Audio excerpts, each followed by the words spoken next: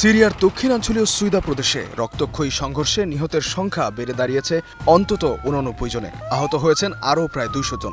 Druze militia ও হাওরানি বেদুইন গোত্রের মধ্যে গত ২ দিনে চলা সংঘর্ষে এই এলাকা পরিণত হয়েছে রণক্ষেত্রে।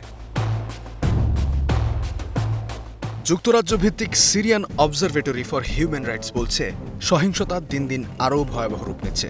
তবে সিরিয়ার প্রতিরক্ষা দপ্তরের দাবি, এখন পর্যন্ত নিহতের সংখ্যা ৩০-এর কিছু বেশি আর আহত হয়েছেন ১০০ জনের মতন।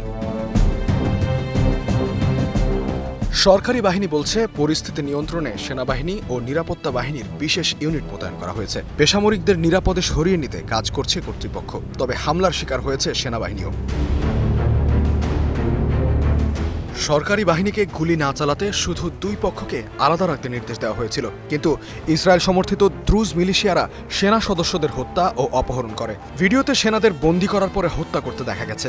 অভিযোগ রয়েছে, এই ঘটনার পরে সিরিয়ান সেনাবাহিনী আরেক দল সেনা পাঠালে তাদের ট্যাঙ্কের উপর বোমা হামলা চালায় ইসরায়েলি বিমান বাহিনী।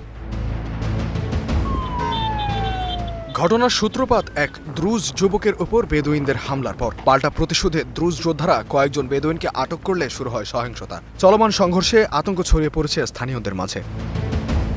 ইস্তিয়াদুল মাহমুদ, স্টার নিউজ।